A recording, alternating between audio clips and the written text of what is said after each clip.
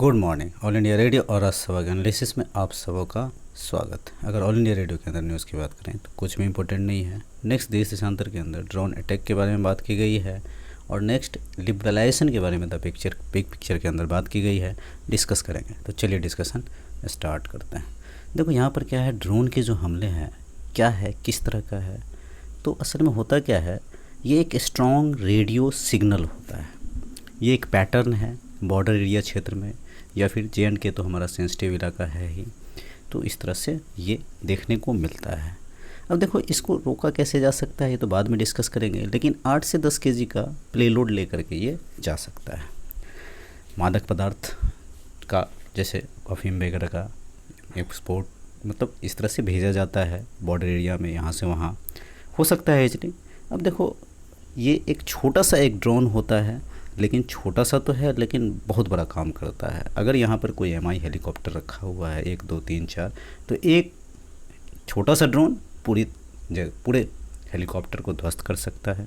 Casualty की बात करें तो चाहे इराक सीरिया की बात करें, चाहे अभी रिसेंटली आपको याद होगा अजरबैजान ने कुछ ड्रोन से हमला किया था आर्मेनिया पे, तो बहुत ज़्यादा हज़ारों की संख्या में कैजुअलिटीज़ हुई थी। तो कैजुअलिटीज़ का ही आप एग्जांपल यूज़ कर सकते हो। इसे एक छोटी सी चिड़िया नहीं समझी जा सकती है। जैसे ड्रोन का अगर भूमिका बनाना हो या फिर कोई ऐसे लिखो, इसे एक छोटी सी चिड़िया नहीं समझी जा सकती है। ये छोटी चिड़िया बड़ा धमाका कर सकती है, कर सकती नहीं, करती भी है। अब सवाल यह है कि इसे रोका कैसे जाए। रोकने के 2-3 उपाय हैं। जैसे हमारा जो सिस्टम है उस सिस्टम में डिटेक्शन टेक्नोलॉजी होनी चाहिए, मतलब रडार क्रॉस सिग्नल जैम किया जाए। इलेक्ट्रिक ऑप्टिकल सर्विकल डिवाइसेज होता है, इलेक्ट्रिकल ऑप्टिकल सर्विकल डिवाइसेज होता है, जिसके ज़रिए इंफ्रारेड या साउंड के ज़रिए इसको डिटेक्ट किया जा सकता है, ध्वस्त किया जा सकता है। हैकिंग सिग्नल जैम करके एयरबोर्ड लेज़र की सहायता से इसको रोका जा सकता है। इसको यूज़ कर सकते हो। It's a very lovely point, अच्छा पॉइंट है ये।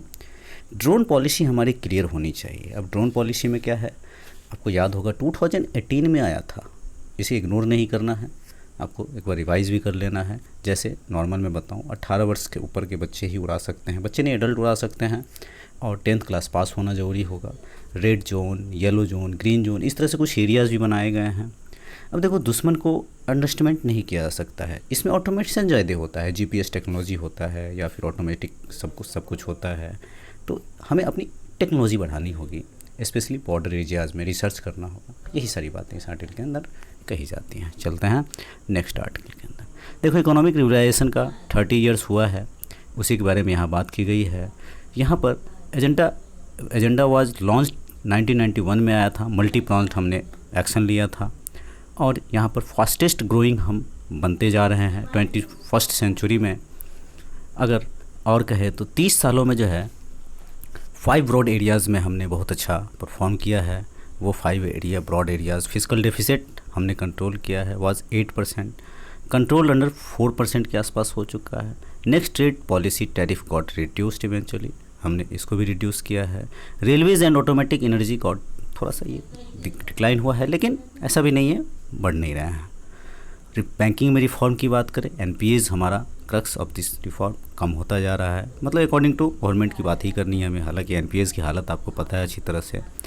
1991 के बाद टर्मिनस तरीके से ग्रोथ हमारा बढ़ा है, हमारी इकोनॉमी बढ़ी है, हमारा एजुकेशन बढ़ा है, इंफ्रास्ट्रक्चर बढ़ा है, हेल्थ स्किल बढ़ी है, डेवलपमेंट बढ़ी है, GDP बढ़ी है, इकोनॉमी हमारी बढ़ी है। हालांकि अभी तो कॉन्ट्रैक्शन जो है सो आप देख ही रहे हो, लेकिन यहाँ पर जो है सो अर्लियर पीपल की बात की जा रही है, गवर्नमेंट जॉब्स की बात की जा रही है। Now private companies have rise to give employment to animal, बहुत ज़्यादा प्राइवेट सेक्टर जॉब दे रही है एग्रीकल्चर के साथ। हाँ, unlike China, India has not done well with respect to agriculture, ये बात सही है, लेकिन लो है इकोनॉमिक रिफॉर्म्स, लेकिन है नहीं ऐसा नहीं है, इकोनॉमिक रिफॉर्म्स एग्रीकल्चर सेक्टर में भी आ रहा है।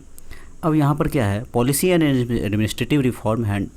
India has lowest number of administrator, US 5 times more than India, उसमें कोई कहने की ज़रूरत नहीं है। रिफॉर्म्स तो हम ला रहे हैं, लेकिन धीरे धीरे आ रही है। The economic reforms and agenda of 1991 has lot of challenges, बहुत सारे चैलेंजेस भी है जिसका हमें सामना करना होगा, स्पेशली पैंडमिक के बाद तो और अपॉर्चुनिटीज़ बढ़ानी होगी इकोनॉमिक ग्रोथ को बढ़ाने के लिए। तो जितनी भी बातें हमने की है, ये सारी बातें आप इकोनॉमिक रिफॉर्म में लिबरलाइजेशन से क्या क्या हुआ, किस तरह से चला, इसको आप यूज़ कर सकते हो। तो आज के डिस्कशन में इतना ही था। Thank you.